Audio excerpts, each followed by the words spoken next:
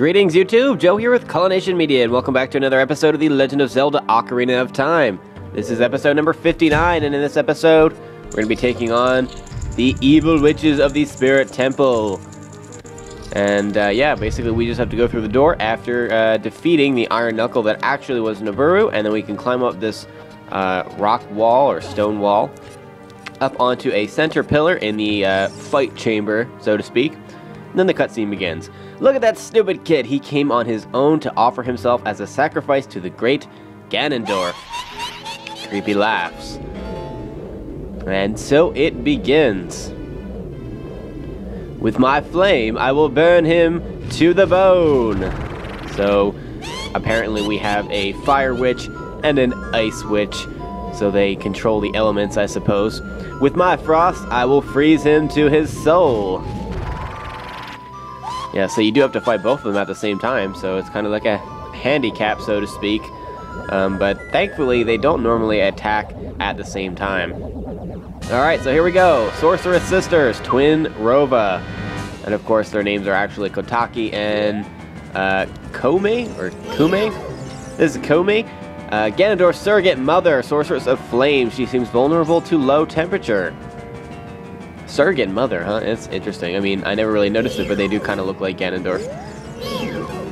Twinrova Kotaki, Ganondorf's surrogate mother, Sorceress of Ice. She seems vulnerable to high temperature. Ah, so they are vulnerable to each other, if that makes any sense. So, their only attack really is going to be to shoot a magic spell at you, and it's kind of like this beam of concentrated energy.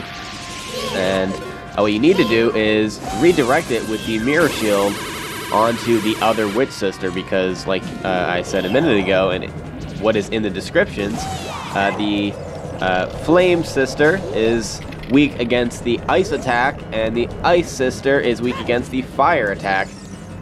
So the best advice that I can give you, although this is probably the hardest part of the battle, is being able to aim that shot and hit the opposite sister. You can Z-target the other sister if you want. That makes it a little bit easier sometimes. But you need to have them both on the screen at the same time and both in a position kind of sort of next to each other, so you can easily redirect the beam. This may take quite a few tries, as it's taking me already. She's in a good position right now though. And they will move around, and she moves closer to you like that, you can get a shot off at them. You're going to need to do this probably 3 or 4 times before the next phase of the battle begins. Yes, there is another phase, and that phase is actually a lot easier than this phase right here. Not in terms of, well, I don't know. Never mind. I'm not even going to say that because I don't even know where I was going with that. But this is actually not that difficult of a battle. I kind of expected more from the last temple of the game, but in reality, I mean, I guess you can complete this temple at another time, so you don't necessarily need to have this be the last. Come back here, the last temple of the game. Crap, this might take a while. We're almost like, what, almost 3 minutes into this battle, and only have 1 hit off so far. Yeah. Okay. Come on, you stupid witches. Let's do this. Ah, crap. One thing to keep in mind is that if the energy does hit the ground, obviously it's not hitting you, it will create a kind of like a small radius around it where you can actually be damaged if you touch the floor. So you need to keep that in mind. Let's see how the ice kind of spreads out there. If you run into that or touch that in any way, that does harm you, and crap, not cool. If you do get hit by the ice attack, you will be frozen, and then of course you're set on fire if you are hit with the flame attack. It's much easier to put out the fire though, because all you need to do is use your sword and kind of slash around or roll forwards. That will actually put the fire out faster. Alright. Stay right there. This is the perfect position. Get up, Link. Get up. Get up. No! Oh my goodness. That was pathetic. Alright, Link. We are actually going to do this the cool way now. And by the cool way, I just mean we're going to succeed. I lost a lot of health so far. Alright. Come on. Attack me while you're standing right next to each other. By the way, you can't hit them with anything else. There's nothing that you can stun them with. They will just spin out of the way and avoid whatever attack you use. It doesn't matter what attack it is. There we go. Hit number 2. Also, you don't have to do a certain amount of damage to each witch in order to damage them and move on to the next phase. You just need to do enough damage to both of them kind of combined. So basically, I think it's just 4 hits. It doesn't matter which witch it's on. So we're up to 2 now, thankfully. We try to get into a good position here.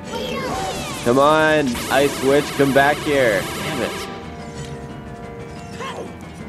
This is not going the way I wanted it to. But at the very least, it's not very difficult of a battle as far as the risk goes for actually getting killed. It's pretty small. So we should be able to get away with just 1 more hit, and we can move on to the next phase. Yeah. And there we go. Yes. All right. That's 4 hits. That should be enough for the next phase here. Okay, let's get serious now. And they're going to combine themselves into a larger entity with both flame and ice powers. And this is the true Twinrova.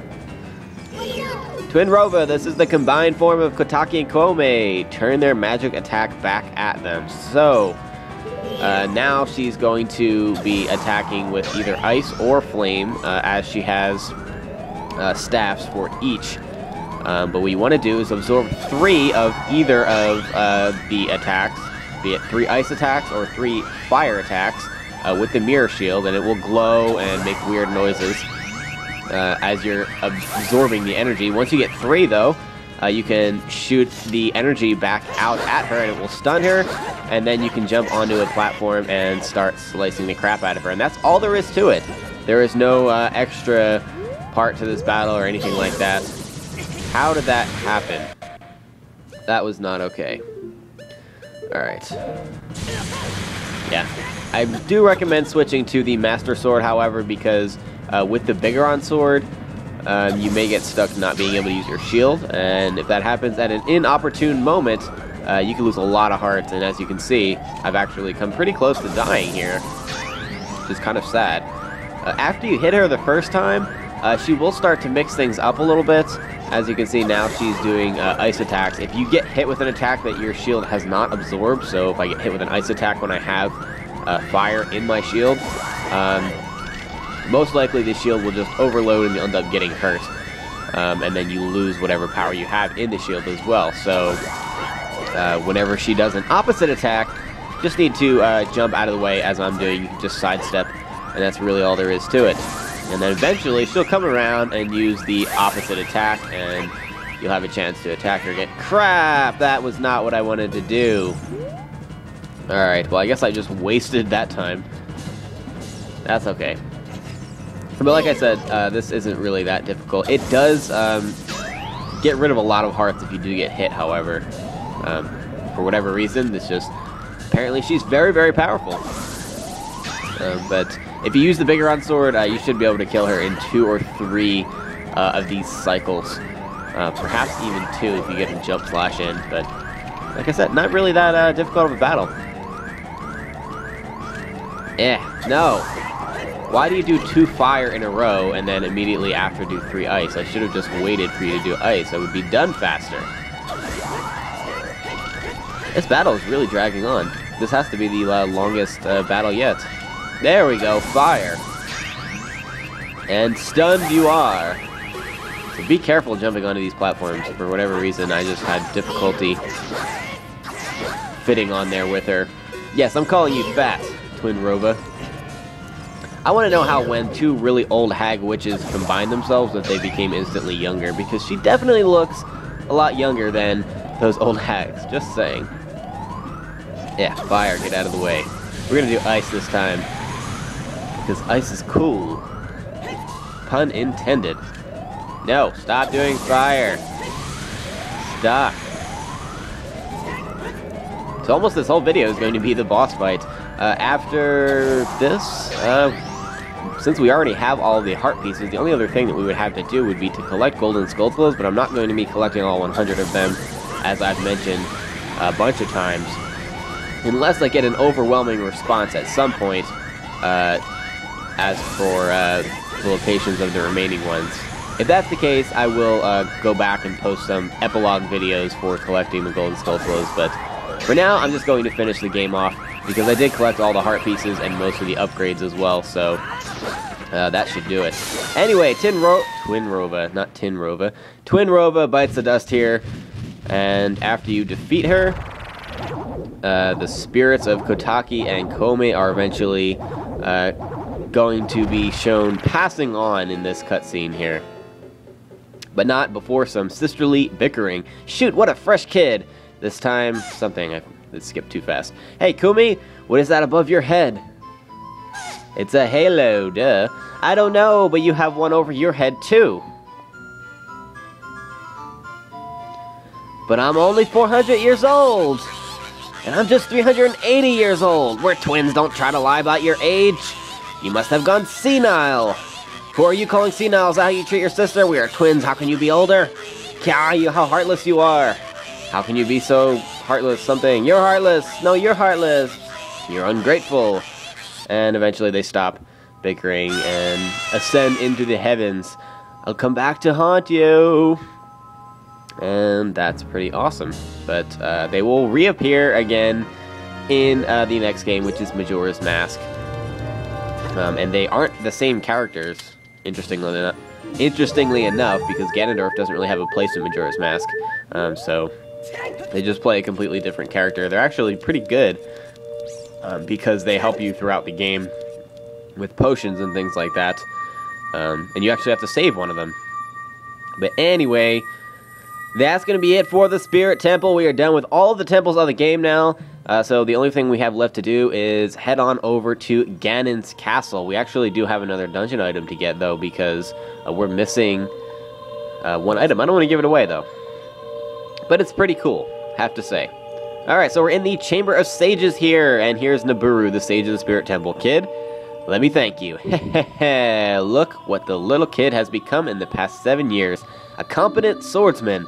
I think we're a lot better than competent, though, lady. Get your facts straight.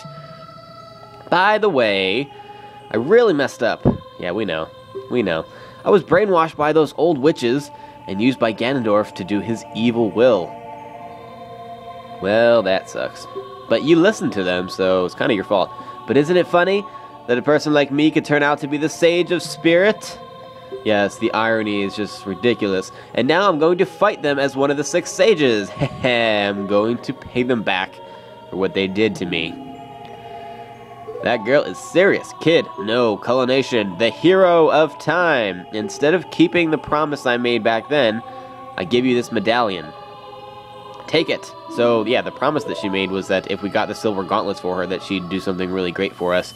That never really happened, but we did end up keeping the silver gauntlets, so I guess it all kind of worked out and evened itself out for us anyway. But we still had to go through all that trouble. Anyway, we obtained the Spirit Medallion. Nabooru awakens as a sage and adds her powers to yours. So now we have all 6 of the sages awakened, but there is actually a 7th sage. And we haven't met that one yet. Well, we kind of sort of have, but more on that later. Only I knew you'd become such a handsome man. I should have kept the promise I'd made back then. Yes, you should have, regardless of whether or not I was handsome. Can't just make a promise to give us stuff and then not give us stuff. This is a Zelda game. We're supposed to be getting new stuff all the time. Culination, the hero. Finally, all of us, the 6 sages, have been awakened. The time for the final showdown with the King of Evil has come. Sweet. Before that, though, you should meet the one who is waiting for you. Oh, should I? The one who is waiting for you at the Temple of Time. So I guess that is our next destination. So when we arrive back at the Desert Colossus, which is where we're going to warp out to here on the triangle, we're going to play the Prelude of Light to warp us back to the Temple of Time and meet whoever is waiting for us. But that's going to be the end of this episode, guys. In the next episode, we'll start off at the Temple of Time. Thank you very much for watching, and please stay tuned for episode number 60. Game on!